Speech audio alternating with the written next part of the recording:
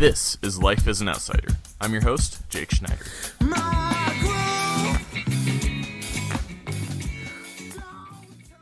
Hey folks, Jake Schneider here with Life as an Outsider. I'm sitting here with my friend Jennifer Olps. How are you doing today? Oh, good. How are you? I'm doing very well, thank you.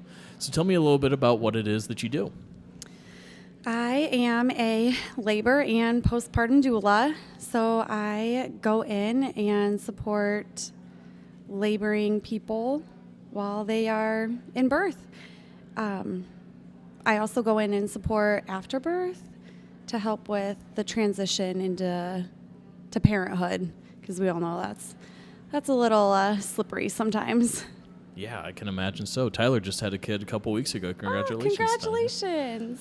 And which kind of surprised me when he said he didn't know what a doula was. But hey, you know what? Well, a lot of people don't know what a doula is. I didn't know what a doula was 5 years ago when I had my first baby. So I guess what exactly is the difference between a doula and going to the hospital for your baby? So you can definitely have a doula at the hospital. A doula is a non-medical person who comes in to support mom while she's laboring. Physical support, emotional support, mental support, all of that we tackle. Awesome. So I'm assuming what you do is more home birth based, or would you say you do a fair amount between both hospitals and home birth? Oh, both. Yep, definitely both. I don't think it matters the setting. You need support when you're going through such a huge life change and such a physical battle, if you will. So yeah, it doesn't matter the setting. Wherever you're at, we're going to be there to support you.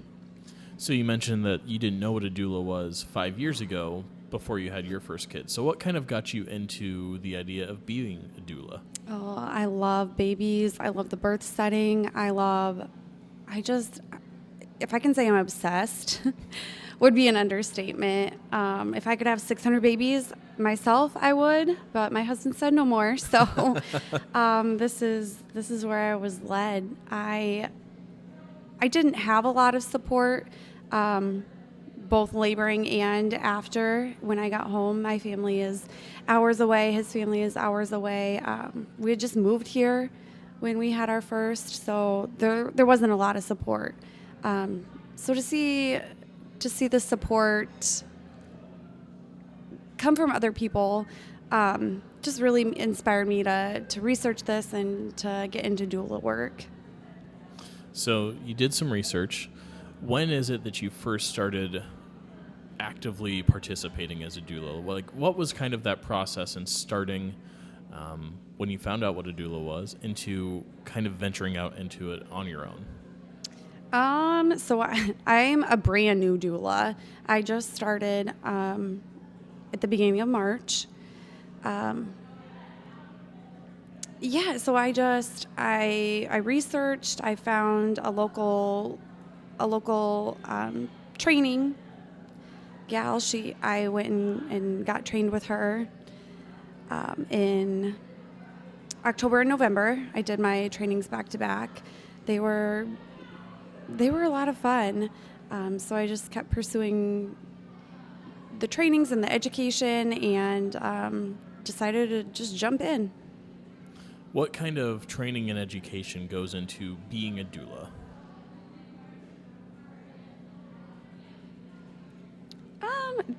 There's a lot of training as far as the stages of labor, position changes, comfort measures, what we can do to support the laboring person, and postpartum.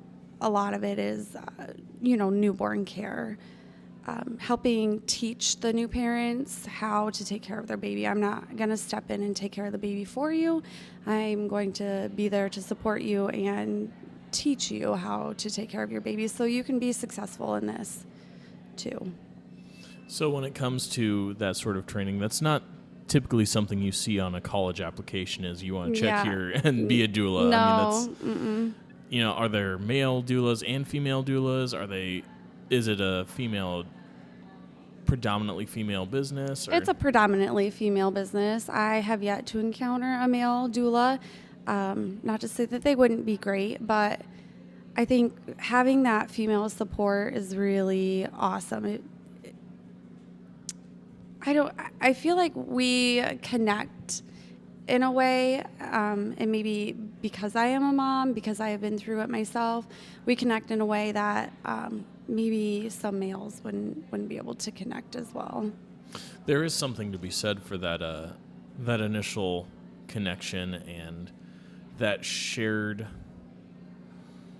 pain, for lack of a better word, both physical and emotional. 100%. I am not a dad by any means. I've never had kids, so I can't even begin to imagine the stress and tolls that childbirth can take on somebody. Yeah, it definitely can. And, it's nice to have that outside supporting person who gets it. One of my most recent births, she wanted nothing to do with her husband.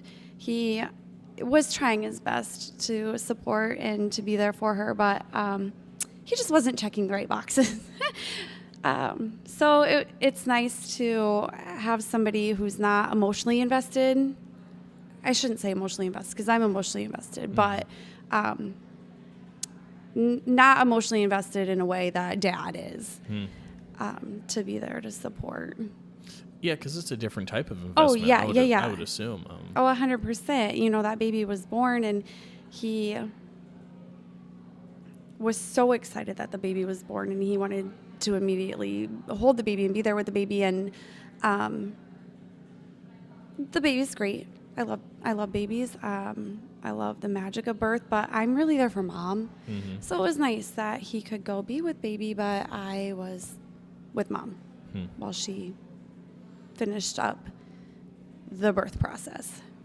Well, and I can only assume that it's changed so much in the last 30 years, the process of giving birth and the idea of home birth. I mean, I think of back when my older brother was born. My dad's going to kill me for telling this story, but it's hilarious. He was in the delivery room kind of trying to be there, and my mom was obviously shouting out in pain. Yeah, and my busy. Dad, and it's, it's very early in the morning, possibly still around midnight. And my dad goes, "Hey, can you be quiet? There's still people sleeping here." Because he's trying to be a joke, trying to make a joke and trying to be funny. Yeah. Promptly escorted out by my grandpa. Because my grandpa's like, "That's not helping."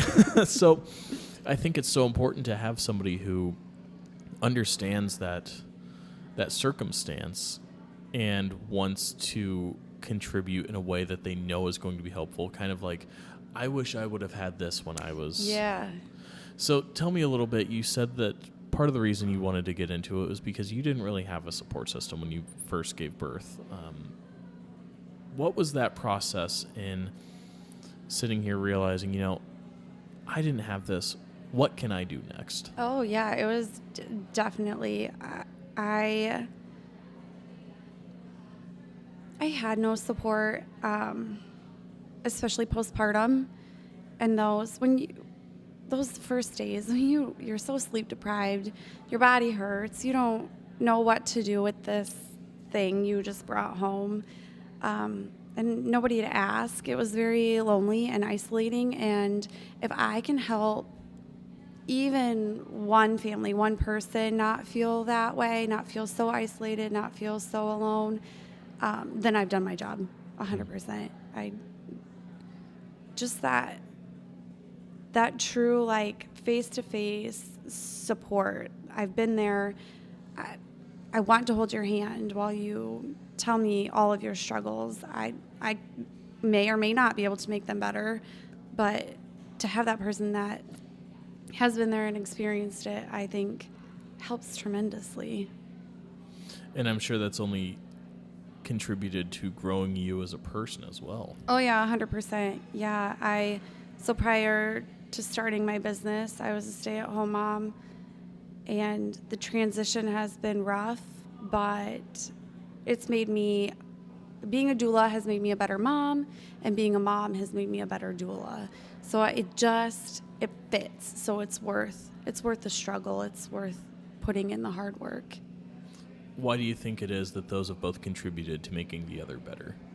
Oh man, like I said, if I hadn't experienced what I experienced, especially with bringing home my first, that really like vulnerable struggle, if I hadn't have gone through that myself, I don't know that I would be able to sit down with a new mom and say like, I get it.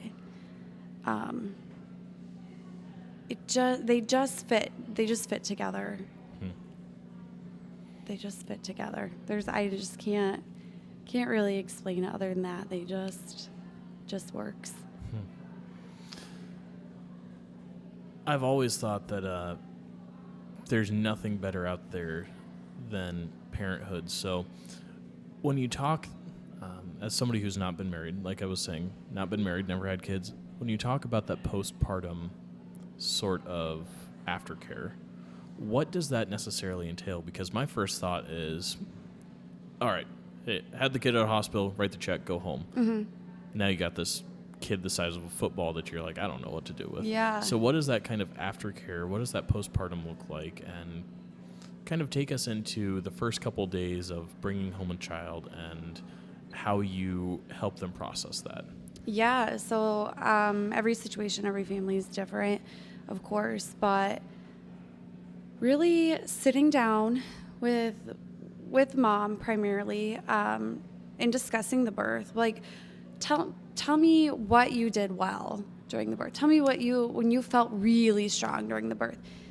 And then tell me what you didn't feel like went well. Tell me what your struggles were. Let's talk about those struggles. Let's process this. And then what can I help you with? What do you need me to show you? Do you need me to help you get a good latch for breastfeeding? Do you need me to help you with the first bath? A lot of new parents don't know how to bathe their brand new baby. So I'm gonna push my sleeves up. I'm gonna sit down right beside the parents and show them how to bathe their baby. While talking about all of the safety measures and the headspace that you should to try to be in when you're caring for your children. If it's 1:00 in the afternoon and you're sleep deprived and delirious, maybe that's not a great time to bathe your baby. But what can we do in those moments? What can you do when you are sleep deprived and don't know what to do with your baby? What solutions can we come up with that are safe for everybody involved? You said you deal mostly with the moms. Obviously, the moms are the ones that are bringing that baby into this world. The moms are the ones that have to endure that physical pain, that mental toll. When it comes to the dads being part of it, if they are in the picture, what is it that you've seen dads do really well, and what is it that you've seen that you're like, you might want to avoid that? Obviously, everybody's different, but across the board, what are some things that you can kind of caution and advocate for? I would say a lot of dads are really good about jumping in and changing diapers and swaddling and holding the baby, but not so many are, I should say, they kind of shy away from the support surrounding feedings, especially. Breastfeeding mothers need a lot of care, a lot of support, a lot of things. I mean, they need to have a good diet, a good calorie intake. They need that time to learn a good latch with their baby. It doesn't come naturally. It does come naturally, but there's a learning curve. So dads a lot of times are like, well, I don't understand why I'm feeding it formula while you're pumping. Well, mom's body hurts and it's adjusting and mom is learning, and sometimes that's what it takes to get over a hump, and then you adjust and you keep going. Definitely does not sound like an easy process by any means. No. I mean, it's new. It's new for the mom. It's new for the baby. The baby's never done this before either. The baby doesn't know the rules. The baby's gonna do what it wants when it wants, and you just kind of have to adjust. You just kind of have to go with it and try to enjoy the craziness that goes along with being a new parent. I'm sure there's a lot of craziness, as Tyler can already attest. There's there's a lot of craziness with being a new parent. When you talk about being a doula, one of the things that you mentioned was you just kind of started doing this in March. Now, is there like an organization of doulas that you can be a part of, kind of like a business group, or is it most of them are self-employed, they're kind of entrepreneurs in that aspect? So both. I was recently invited to be a part of Sacred Doulas. It's a subgroup of Sacred Health. So we are a group of independent contractors, independent doulas.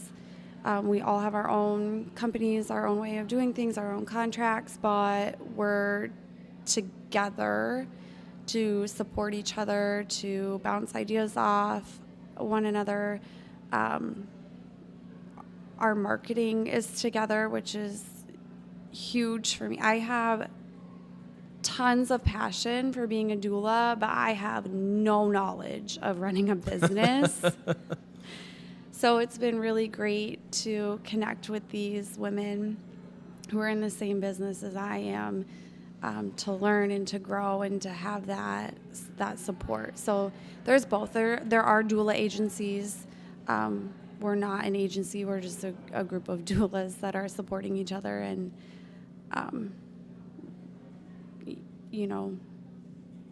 being there for one another. But yeah, most are independent. Well, and it goes back to what we were talking about earlier. Part of what makes you a good doula is that you're a mom, and part of what makes you a good mom is that you're a doula as well. And so that experience is feeding into itself, and it's also feeding into other people as well. And it sounds like you're building a good community within the atmosphere that you do. Yeah, I mean, I know I'm not going to fit with every family I meet with. I'm not going to be everybody's cup of tea, but the ones that I do fit with, it's really great. It's great to sit down with these parents and connect with them, especially during a birth. Like, that is such a magical experience, and I am so honored to be at each one of those births. It makes me want to tear up every time I think about it. Like, they chose me to be a part of such a special day. Like, it's just incredible. I'm in awe, and I hope that I will always feel this way, because it's so magical. It's so amazing. That is really cool to hear, and it's such a vulnerable moment too in everybody's lives. Yeah. Everybody's tired, everybody's cranky, everybody wants to get this baby out of her so everybody can go back to sleep. It's such a vulnerable spot. It is. And I love being there for their vulnerable spots, which is so funny because I am not vulnerable in my real life. I kind of build the bricks up, but it's amazing. It really is just amazing. I have a great way of connecting with people on that level, and it fills my cup. One of the things that we've talked about multiple times is the starting in March. So you've been doing this for about 3.5 months now, 4 months now by the time this comes out. Having started, did you practice with anybody before you kind of started, or did you just dive feet first? I just dove right in. Like I said, I stayed home with my kids, so I wasn't leaving a job. I had time, so I just said, all right, let's do it. I'm going to put myself out there. I actually got my first client before I even applied for my LLC because I didn't think they were going to pick me. So I was like, all right, I'll just shoot my shot. Let's see what happens. And we met, and it was great, and she hired me, and I was like, okay, wait, now what? Now I have to like actually be a business. Okay, let's do this. So yeah, I just kind of jumped in, and I'm just putting myself out there. I'm just rolling with it. I'm just seeing where it goes. Like I said, I have a huge passion for doula work, so I'm just following that. You kind of just hit the ground running then. Yeah, I mean, that's all you can do. I would be afraid that if you didn't hit the ground running, you'd be holding back.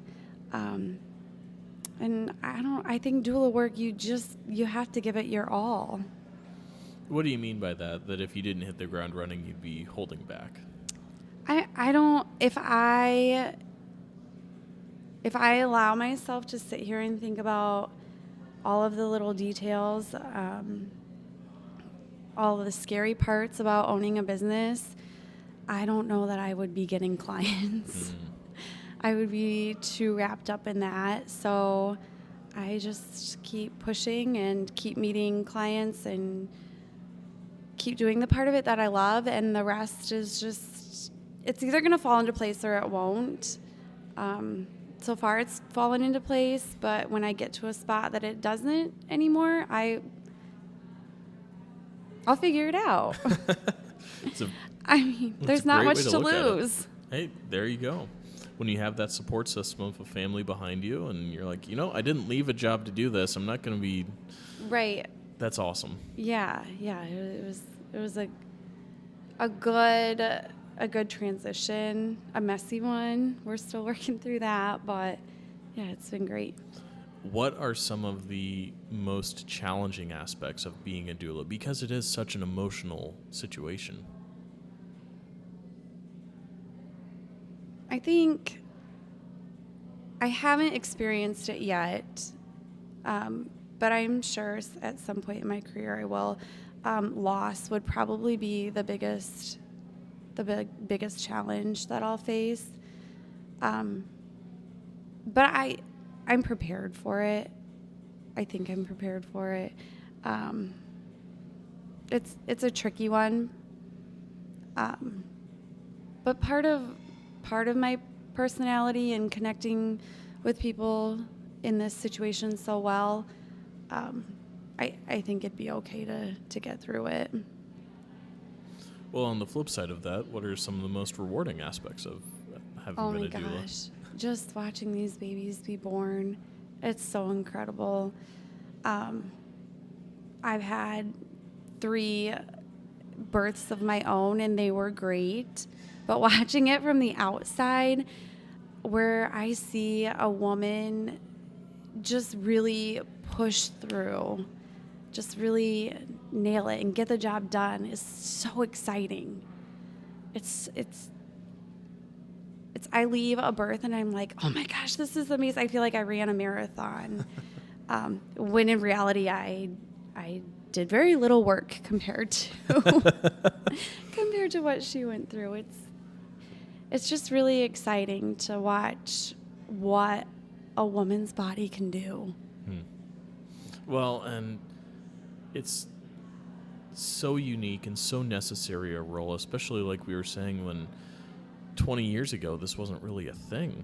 I mean, right. Now I've got several friends of mine who have given birth who were like, oh yeah, I had a doula, and it took me way too long to understand what a doula actually was, and that was actually something that you would need. Like I said, I mean, in my mind, you go in, pay the check, and you walk out with a baby. I mean, that's right. basically... Yes, and many people are still doing that, and it's fine. It's great, but to have that support, that outside support, I think just adds a layer of comfort, a layer of power, a layer of encouragement that you wouldn't have otherwise. Like, I cannot think of any situation where hiring a doula would not make your birth experience better. As we start to kind of wrap up on the end of our episode, which is crazy that we're wrapping up on it already, you've been on the scene for a few months. How can we continue to support you, and how can we continue to keep up with what you're doing? Oh, gosh. I need to learn how to run a business. Outside of that, I mean, it'll happen. Clients will come. I will get the right people at the right time. I'm not worried about that. But, like taxes and marketing and all of those things make my head spin. I hear you on that. It is not the easiest thing, especially if that's not something you feel naturally gifted towards. Like, I am terrible about really kind of creating content, and I've had to do it, and I've taken a few videos because Tyler was on paternity leave, and I was like, these are terrible. There's a reason I have Tyler to do these, is because I am not good at this. And so, yeah, it really is all about learning, and I really do hope to continue to see you grow and evolve into that role. And, you know, it's so cool to be able to talk with somebody who has just started a business. This is really cool because I don't get to do that a whole lot. Usually it's entrepreneurs who have had a business for, you know, at least a few years. Yeah.